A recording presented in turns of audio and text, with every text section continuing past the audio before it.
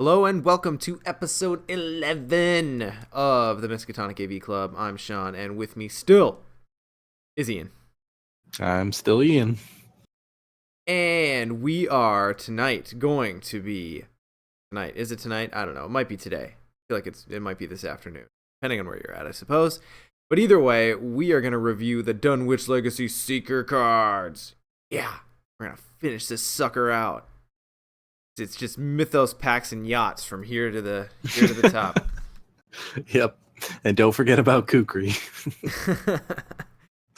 All right, so let's get it rolling here. Yeah, you'll see we're gonna be a little cheeky and sneak in Kukri here as our one lone neutral card from the Dunwich Legacy box. Yeah, just because we're not giving it. The Kukri show it actually sounds pretty cool. Now that I say it out loud. Yeah, I don't know if we live up to the expectation of its name. All right, well, Ian, you want to get us started with our speaker, Gator? Sure. So this is Rex Murphy. He's the reporter. There's 3 will, 4 intellect, 2 combat, and 3 agility, the reporter trait. Reaction: after you succeed at a skill test by 2 or more while investigating, discover 1 clue at your location. Elder sign effect +2. You may instead choose to automatically fail this skill test to draw 3 cards. He has 6 health and 9 sanity. His deck building is 30. He can include all Seeker cards, all neutral cards, and up to 5 level 0 cards from any other class. Same as the other Dunwich investigators. He has his signature card, Search for the Truth, his signature weakness, Rex's Curse. Tell us about them. Sure. So Search for the Truth is an event, costs 1, 2 intellect icons, and 1 wild.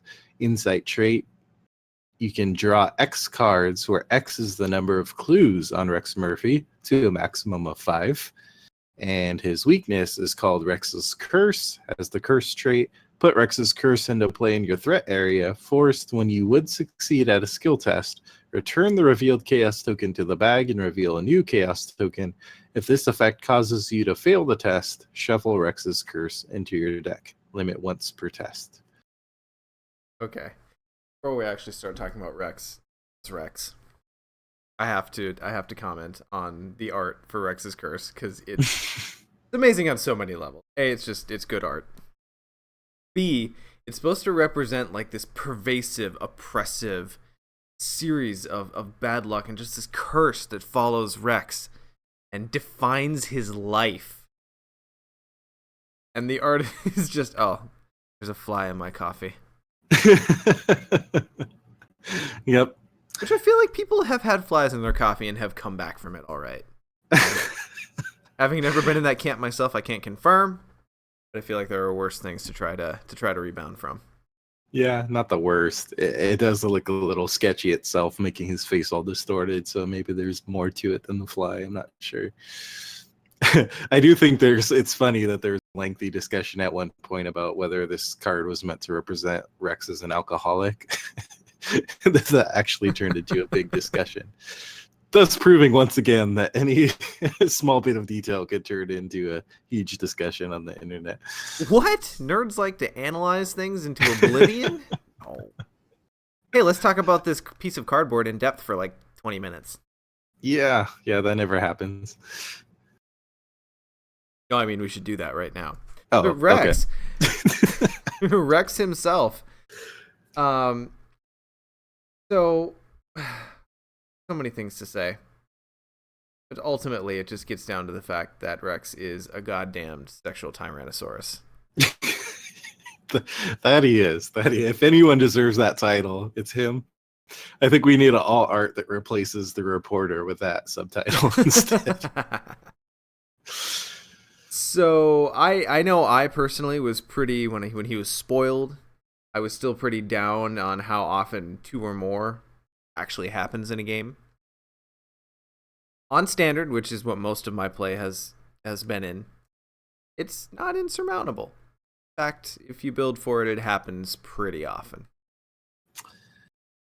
Yeah, I find it happens more on standard, like you said. Mm-hmm. And when, say, that's happening, and I would say probably maybe like 50+% of his investigate tests, that's a Hmm. lot of clues. That's a lot of clues in very few actions that you can be grabbing. It is. He is just the clover of all cloovers, the one who can gather clues the most quickly. Just the action compression of like every time that happens, you're basically saving an action. I said in our Survivor video about Ashcan for the Dunwich Legacy that he was kind of the go-to for solo players who want kind of a little bit of an easier time. And I would argue Rex is that for multiplayer. He's just ridiculously good at what he does. And what he does ain't pretty. But also necessary. Turns out there's a lot of value in just being faster than the encounter deck. Yeah, I mean, at the heart of it, that's what this game is, right? You're trying to get through the act and do what you need to do for the agenda and can get off, and the encounter cards can take you down. So he just lets you do that, and he frees up the other investigators to do whatever else needs to be done. Now that, have you ever, like, I've played Rex, I don't want to say like a lot. I've probably played him as much as I've played Daisy, which is 2-3 campaigns apiece. I still have never been able to actually play Search for the Truth.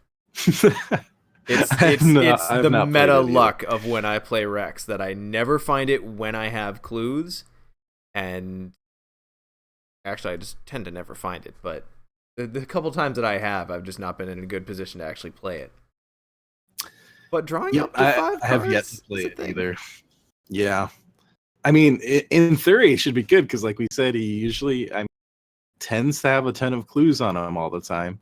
But like you said, every time I've drawn it, he has on it on him rather. So I mean, but worst case scenario, this is basically combined with his ability. This is basically a perception. yeah. So I mean, that's a lot of times what I end up using it enable his ability, which is good enough. And then if you in theory get to do it, I mean, even if it's not the maximum of 5, if you're paying 1 to draw like 3 or 4 cards, which is totally doable, that's very good. Yeah, but I mean, like, that's the thing is Rex is just so good by himself and what the Seekers have available to them already that, you know, this is just one of those signatures where, like, yeah, I'm fine when I see it, but it's not like he needs it to play. Yeah. This isn't like Duke where it defines the investigator. Yeah, he honestly could not have a signature card and he'd be perfectly fine.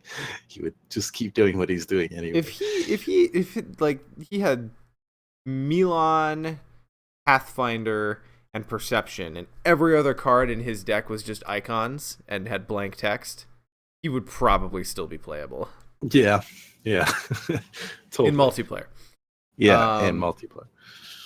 Okay, so I mean, what else is there to say? He's really good. I think among the investigators that we have, he's probably the one that screams for you to focus on a specific strategy, more than any others. Just get clues. Yep. You mentioned some of the key cards for him, and it's definitely one of those because I mean, that's true for Seekers and a lot of investigators anyway, but especially for him, it's like he's going to be doing that anyway. The +1 gives him a better chance of turning on his ability, and then you could use the resources to pay for, talent boosting or whatever he needs. That's the thing is he can run, a pretty minimal setup. He doesn't need a ton to get working.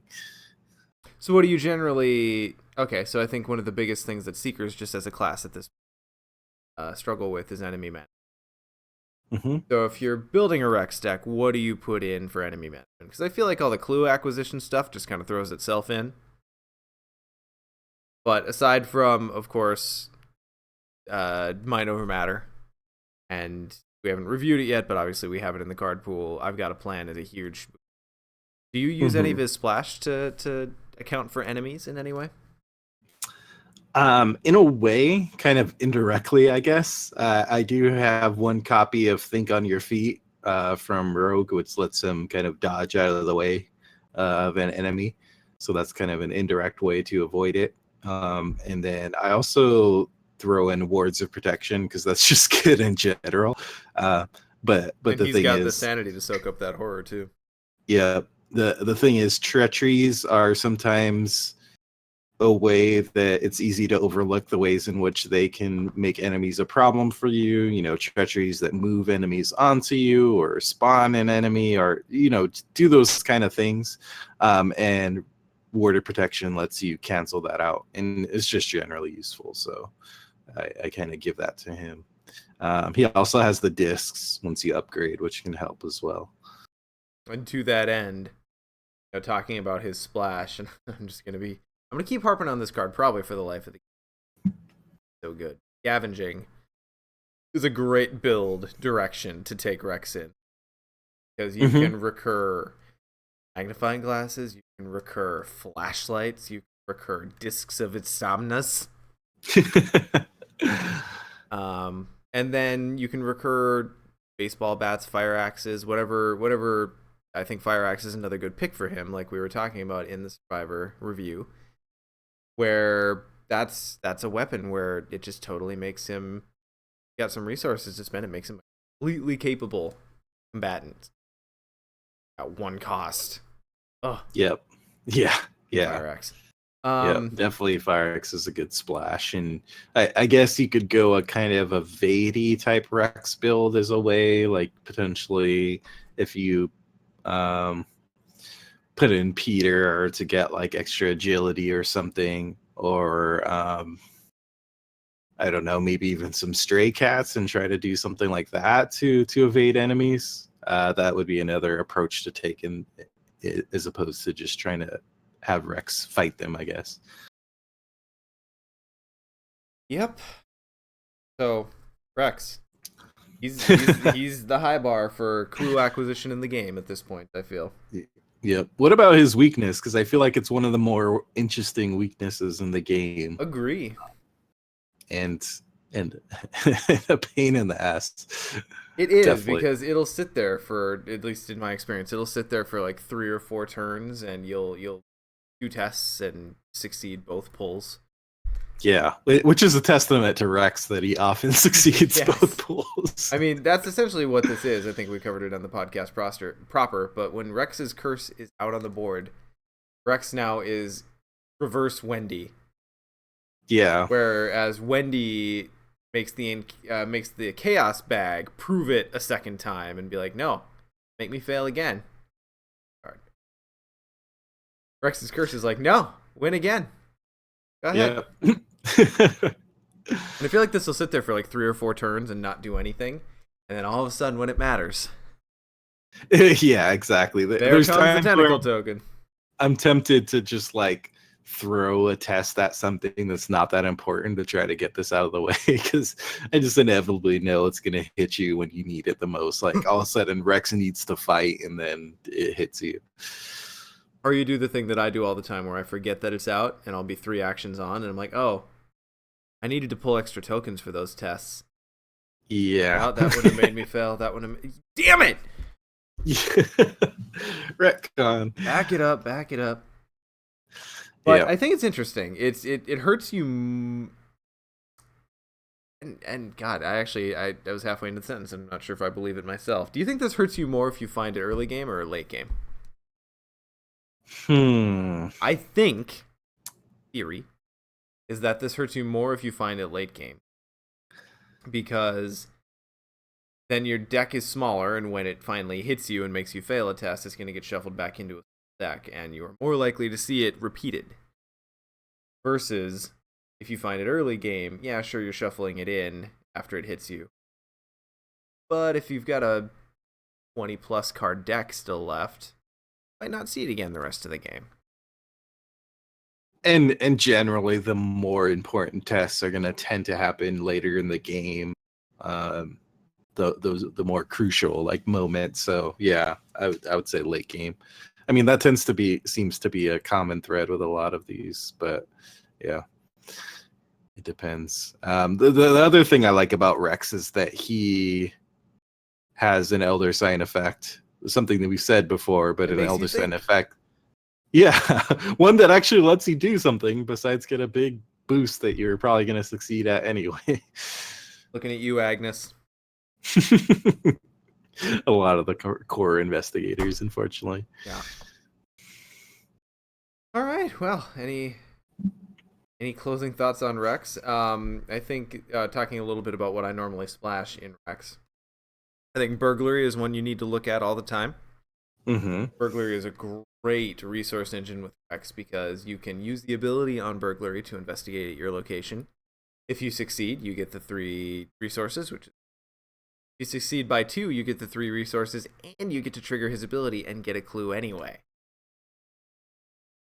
Yeah, it's he turns into a money man at a certain point. Yeah, so between that and his innate access to Milan Christopher, who he's going to want anyway for the static intellect boost, like he can get so many kind of stupid.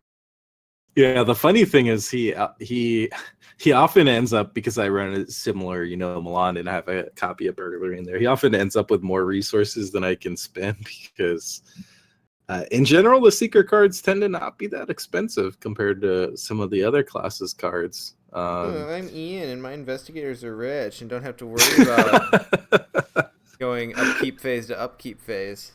Yeah. So he can sink that into some of the talents we haven't reviewed yet, and which helps soak some of that money. It almost makes you think about including some very high cost cards splashing from other classes, but I haven't done that yet. What? No dynamite blast for Rex yet? That's kind of the one I had in mind. It would be kind of fun to have Rex just roaming around and throwing around dynamite when he gets bored.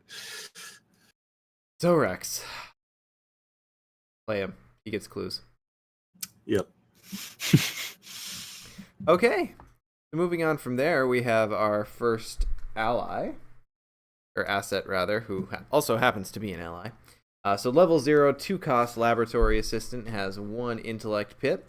Ally, Miskatonic and Science traded. Picks up the ally slot, of course. Your maximum hand size is increased by 2 while checking your hand size during the upkeep. So you can keep up to 10 cards in your hand from the normal 8 limit. And then reaction, after laboratory assistant enters play, draw 2 cards. Got 1 health. So, I was actually pretty unimpressed with this one when it first came out. It's okay if you're kind of building that draw me lots of cards kind of Seeker deck. I think she's better in Daisy right away than she is in Rex, at least considering the card pool that was out when she released. Since then, though, we now sit up to Undimensioned and or Unseen and Undimensioned and Unseen rather, having been released for doing this review. And there's kind of a cool thread of having lots of cards in your hand as a Seeker. I've played a Daisy build of it. My current Rex build is kind of based on it. So being able to keep 2 extra cards and then play a bunch out or discard a bunch for skills next turn and still keep at the 1 card I'm going to reference here is in a future pack, Higher Education.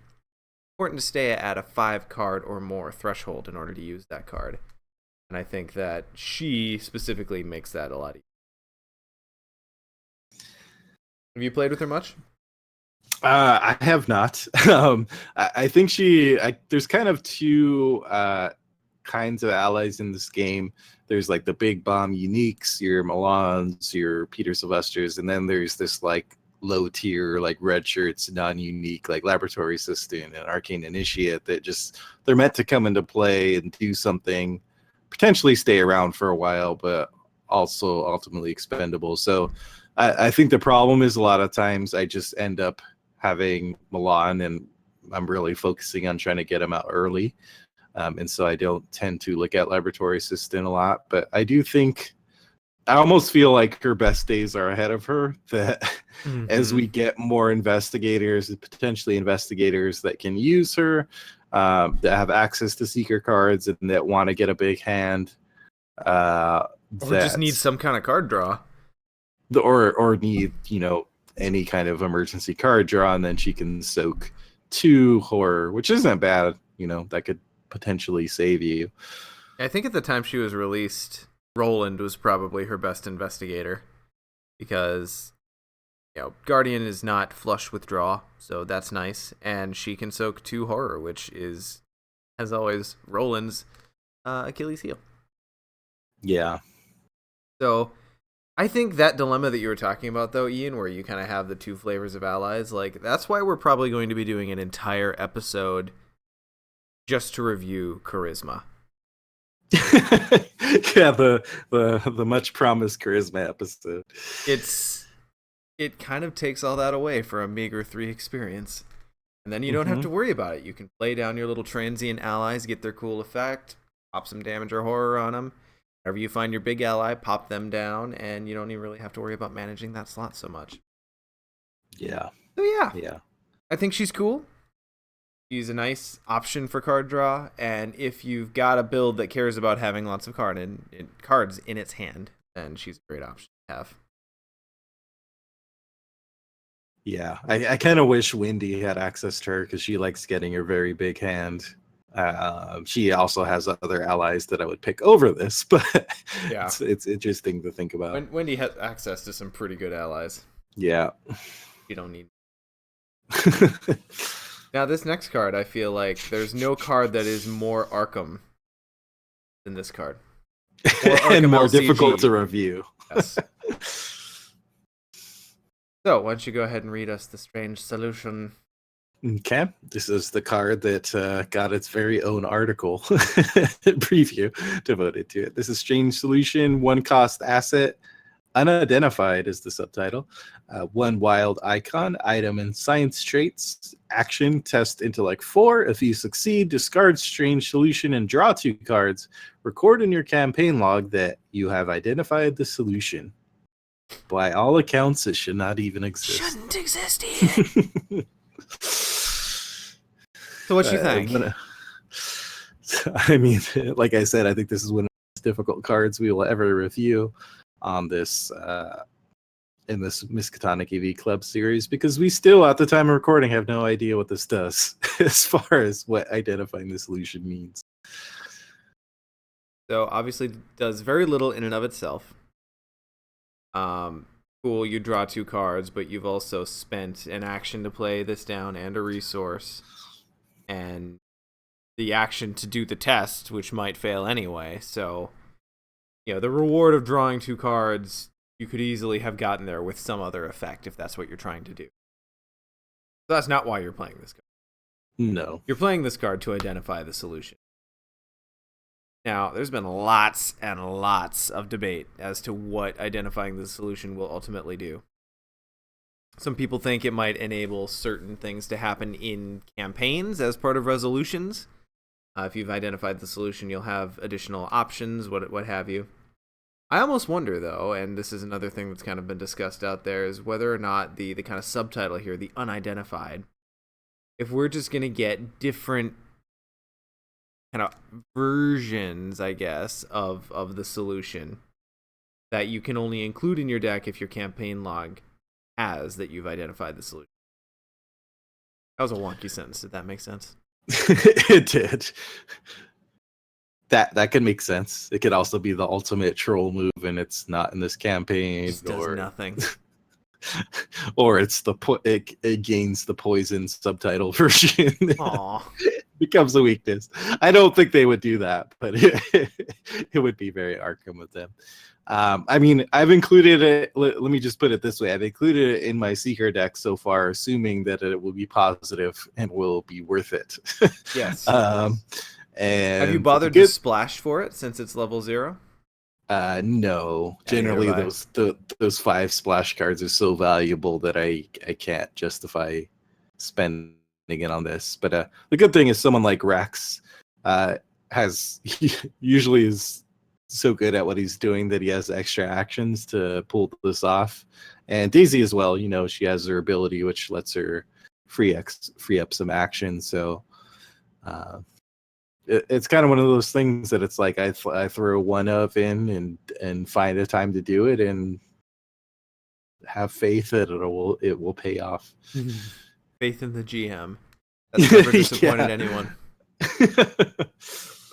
So what I also like about this card though is if you include it in your starting deck, get it out of the way. This is what I've done is I've included 2 of in basically my each Seeker starting deck. Get it out of the way in the first or the second scenario, and then immediately those are the first swaps out when I upgrade cards. Mm-hmm. Again, Yeah. up to Undimensioned and Unseen. We have no clue what this does.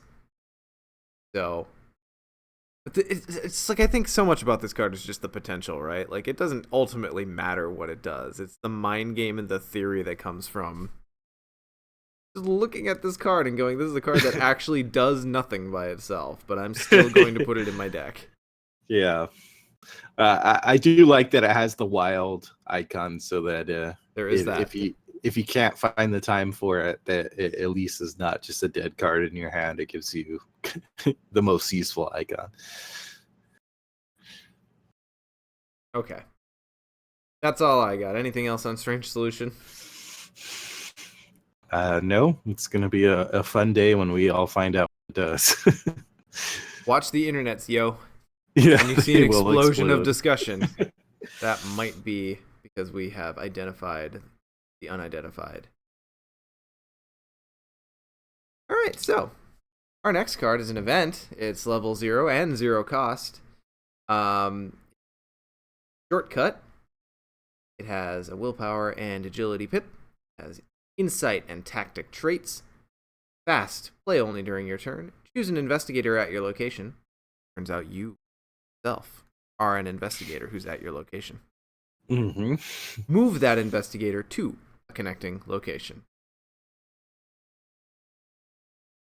So basically, you're discarding a card from your hand, a specific card from your hand, for a free move for you or anyone else. Mm-hmm. I have included this in a couple decks. There are moments where it's awesome. There are also moments where it just kind of sits in your hand. How do you feel about this one? I'm kind of at the far end of the spectrum where it's one of my favorite cards. It's so simple and seems kind of innocuous, but a lot of times when I play it, it's just one action that you're saving, but it can make a big, like a lot of times I feel like I'm always kind of one action short on some big grand move I'm trying to pull off. Whether that's like making an escape from an enemy or setting up some kind of move where I'm going to get into enemy's location and have enough actions to beat it up. Like there's just a lot of possibilities for it. That's why it has become a splash in some of the non-seeker Dunwich investigators for me. I think just in general as a player, I tend to value movement ability a lot, and Shortcut gives me that. So yeah, definitely one of my favorite cards. One of the cool things about Shortcut too is that because of the way it's phrased, that it's not giving you bold move action, is that it actually doesn't trigger attacks of opportunity against you. So you can, if you're engaged with an enemy, say, and for whatever reason you need to get to another location, you can play Shortcut with that enemy and it won't trigger an attack of opportunity. Now, because the enemy's engaged with you, it's not going to go away. It's still engaged with you. But there are definitely times when it's useful to trigger that Shortcut and have that enemy follow you along to another location. So those are kind of the big reasons why I like Shortcut is, and even sometimes I don't even know exactly. I don't have a pressing need for it, but sometimes I'll have a shortcut in hand and I'll just play it just to have an extra action move and trust that it will pay off in the end, that I saved an action earlier. And I don't know. There's the opportunity cost of not having other cards included, but I don't know. And it's probably unfair because we're like way out of order and we're way behind on this review. But how do you feel about this versus something like Well, it's interesting you say that because I believe it was my Rex deck. I had shortcut, and then once I was able to access Pathfinder, then I cut shortcut and added Pathfinder. So, So the shortcut got cut. All right. yeah, Well, that's telling. yeah. So I So almost like shortcut as a non-card that doesn't have access to Pathfinder. sure. I like it more in multiplayer as well rather than solo. Definitely. Mm-hmm. Because it's just one of those things where when you've got more, because this has an open-ended target more or less, anyone at your Mm-hmm. location. When you've got more targets, it gives you more options to potentially solve more, issues. If you're trying to get someone to the other end of the board so they can pull an enemy off of Wendy who's flailing in the corner, then that extra action or this extra move might make all the difference. I don't know though. Yep. Yeah, And the fact that it's free is another, and fast is, it doesn't cost you anything other than the card itself. also true and fast. And again, a big thing that I'm always cognizant of when I look at cards in this, whether or not this trigger an attack of opportunity when I play it. Mm-hmm. Because so many so many cards just instantly become unplayable when you have an enemy. Like there's no way am ever gonna play this when I have an enemy engaged. But shortcut, totally fine. Yep. Yeah, that's an other important thing to mention, is because as that fast, it makes sure there's no attack of opportunity as well. All right. So then I suppose the last card for the Seeker set is going to be Seeking enough answers. Level 0, 1 cost event, has an intellect and agility pip, has the insight trait, and investigate. If you succeed, instead of discovering a clue at your location, discover a clue at a connecting location. Some people need to know the truth at any cost. Some truths, not like So this one, I'm still not quite sure how to feel about this. I think Rex is pretty okay with it because I think one of the biggest and best uses for this is to discover clues at a location that has some kind of weird requirement or potentially a super high shroud by camping out at a location that's way softer next to it and then pulling this up. And there's only one clue. Yeah. This is a card where I really liked it when it was first saw it because of those uses that you mentioned. And I don't think it's a bad card. I just find so far, at least in Rex, that I haven't used it that often. I think so far in the campaign, I've used it maybe once, having 2 copies. Just because usually Rex is just like kind of a machine, like moving from location to location, gathering clues. To the point that it hasn't been like a big issue, because generally in most scenarios you don't need to gather like every clue, some like victory points, the sweet victory points you're going after or something. And I feel like this matters more in solo than in multiplayer. So whereas, Shortcut Mm-hmm. to me sticks out as a better multiplayer card than it does in solo, this one goes the opposite direction. So say you've got Orn Library, where you're sitting next to it at the Humanities building, I think is connected, if I'm remembering correctly, for extracurricular activity. I believe so, yeah. Well, Orn Library requires you to spend an extra action to investigate there. Well, using Seeking Answers might be a nice way to get around that extra action requirement. But if Orn Library has 4 clues on it because of the number of investigators on the board, then this doesn't do a whole lot to have a one shot at getting 1 clue off of it by sneaking around, the shroud or that requirement, because you're still going to have to go address it for all the other ones. All right. So, Important to note that Rex's ability doesn't quite work because he discovers a clue at his location. So it is nice if there is a clue at location, you can kind of double up. But if you're just trying to grab from another location, then you basically have that hard limit of 1. Yep. So I don't know. This one's cool, and I'm sure it's one of those that's kind of situationally awesome. But I don't know that I'd ever go more than 1 of, and I think for the most time I leave it out entirely. Yeah, I guess the other issue is in order to discover a clue at that location, it needs to have been revealed already. And if it's been revealed already, that means I've probably been there and gotten the clues there if I'm a Right. cluever. Right. So maybe in multiplayer, someone like scouts ahead and reveals it so that you can do this. But then if they do that, maybe you have a bodyguard there anyway. I don't know. Like I see the uses for this, but it's not as like broadly They useful are as I few. originally thought. Yeah. Agree. All right. Well, you may have noticed the kukri sneaking its way into this review. So Ian, why don't you tell us what the kukri's got going on? Sure. So the Kukri is neutral. It's a 2-cost asset with a combat icon. Item, weapon, and melee traits. Action, fight, you get +1 for the +1 combat for this attack. If you succeed, you may spend 1 additional action to deal +1 damage for this attack, and it takes up a hand slot. Faults? It's a card. It is a card. It is a weapon. Do you like it better or less well? More or less? Do you like it more or less? Wow, words. Qualifiers are hard today. Do you like it more or less than knife? Because I think that's its most direct comparison, right? Like, this is a card that anyone can get. It's there for combat for probably someone who doesn't have access to a better weapon of its kind. Because I'm gonna pay 1 more to put down a machete in anyone who have it. But if you don't have access to machete, yeah. So this is like knife. Obviously, probably going to be more for investigators that don't have those top tier weapons available to them. I guess the advantage of the knife is you take 1 action.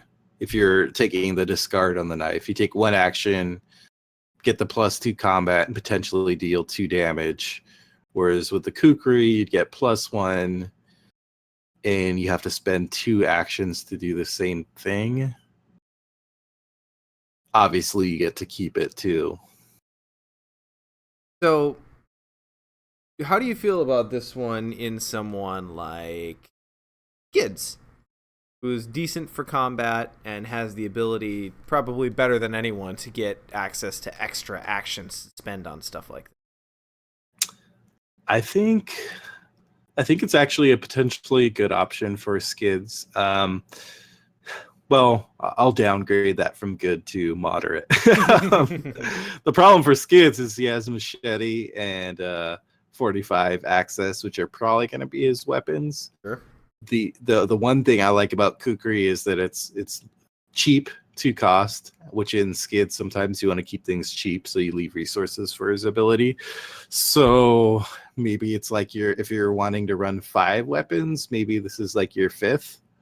Like 1 copy of Kukri is your 5th weapon in a Skids deck, for example. I could see that. I want an investigator who gets a bonus to melee weapons specifically. Yeah. Someone who's just an expert at hand-to-hand combat. That'll be... Is melee weapons hand-to-hand combat, or is that specifically unarmed combat? I guess it's blade-to-blade combat. I don't know. Edged weapon combat. Yeah. They don't like guns. Combat. The more elegant weapon for civilized age. I guess the thing about Kukri is it lets you. I guess theoretically, the more actions you take, the more tests you take, I should say, the greater the likelihood of failing at any one particular test. So, or failing any of those tests. Yeah, it kind of lets you compress any boosts that you're going to put into a combat test into 1 action. And the good thing is, this card would be pretty horrible if it was like you have to spend action before you see what the result is. Yes. The nice thing is if you succeed, then you go, okay, I succeeded. Now I can spend those actions to do what I want. So the nice thing is, like, say you throw all your boosts in, you succeed, and then at that point you might as well just spend the rest of the actions if you were going to spend those actions to keep fighting it anyway. So in that aspect, I do like that it lets you I mean, generally in Arkham, the fewer tests you take to do something, the better. So that's the nice aspect to it. So it's not a bad card. It's just tricky thinking about the investigators who want it. Yep. And I think the applicability of this card will go up as we continue to get other investigators weapons and access to combat boosts or damage boosts. There'll be a blind spot somewhere. Like, say we get someone who's, I don't know, Seeker Rogue or something like that. Those Rogue has some decent. It's the Thinker, but it's here. You can take it whenever you want it, especially if you're bored of your knife, as you probably should be. So, I'm going to gather that Ian is choking on his own lung at the moment. Talking about the Seeker cards as a whole, and we'll sneak Kukri in here because why not? Rex is amazing. He's going to be the high bar for clue acquisition for a while. I mean, dear God. The rest of the Seeker cards themselves are kind of a mixed bag. As we mentioned, Laboratory Assistant, her stock will probably go up as the game prolongs, but at the time she released, she was kind of underwhelming. Strange Solution, amazing in design, but doesn't actually do anything. Shortcut, yeah, it's cool. I think it's a better multiplayer card than any. Got a decently flexible icon. You've got a lot of potential targets where playing this at an opportune time, good turn when someone's trying to move around and save an action. Great thing to have. Seeking Answers. I don't know if that's a bomb enough effect to warrant an event in anything other than truth. Because cool if you can cheese getting a clue off of some location by sneaking around through the connecting location. But how often is it going to be that you're fine stopping that shenaniganry after one? Like, for the most part, if you're trying to do something like that, you're going to want to do it more than once. And that's a problem. I think I survived. Oh, hey, you're here. Well, the water going down the wrong pipe. I remember my first drink. I'm still here.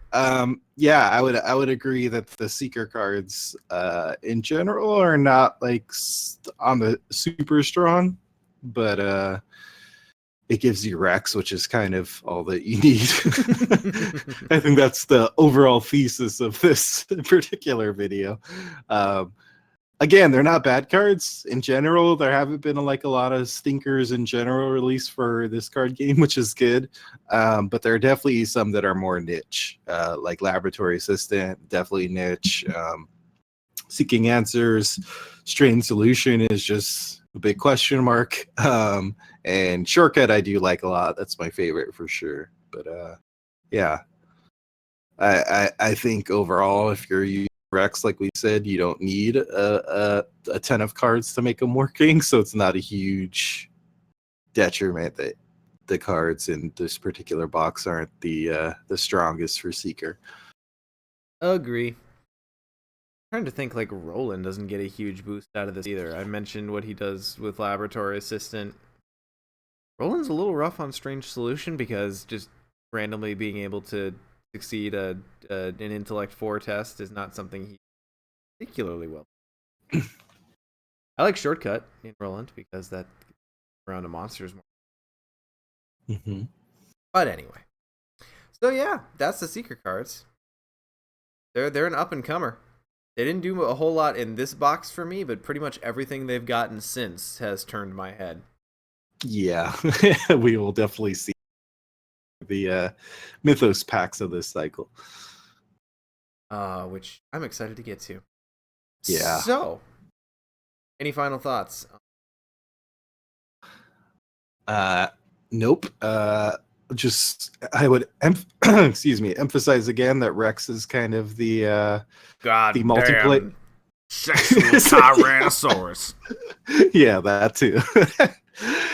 He is the multiplayer equivalent of Ash Cannon that maybe you have a newer player, a player who's not totally comfortable with the game yet. In multiplayer, you give them Rex, and they will feel like they're contributing a lot because they will be. And also, you'll conflate their ego and set an unrealistic expectation for clue acquisition for every investigator they ever play again. Thus ruining their lives. Oh for the man, rest when of the game. when you Rex a location with a level 2 deduction, it just feels dirty. Yeah, I 4 have to take a clues in nice long one shower. swipe. But it's really bad when you go back to playing someone else and try going around investigating, and then you feel empty inside. You're like, oh god, is there still clues on this location? What the hell? What have I been doing? Doing with my life? Yep. All right. But I think higher difficulty levels for Rex. If you are one of those players who are like, Rex is making the game too easy, I think higher difficulty levels are not as kind to Rex, because then it'll be harder to turn on the win by 2. Agree. All right. Well, thank you for joining this episode 11 of the Miskatonic AV Club. Something to look out for. Obviously, beyond our normal podcast and all the other things that I normally prop at the end of the episode, one thing we are instituting at our good friend Casey, or Mr. Trench, if you prefer, at his suggestion, we are going to establish a Mythos Busters hotline, whereby you've got comments, questions, raging comments, or you just want to tell us we're stupid. Any of the above, you can call this number, leave us a message on the audio version of the Miskatonic AV Club, so the podcast version. We will probably start, if this goes all according to plan, we will play some or all of those messages that we receive on air so that people can defend cards that we trashed, or trash cards that we defended, or just trash us. It is the internet. We have to recognize that that's always a viable option. So look out for that. We will definitely let you know when we've got that number established, the voice mailbox established, so you can call in and let us know what you think. It'll be a cool way to drive some audience participation and get some other thoughts beside our I don't want to say we have a narrow view, but not even 5 people with different perspectives can cover everything. So always cool to get some other thoughts. Beyond the Agnes colored glasses. Yes. So, again, thank you for joining us on the Miskatonic AV Club, and we will see you guys next time for Miskatonic. See ya.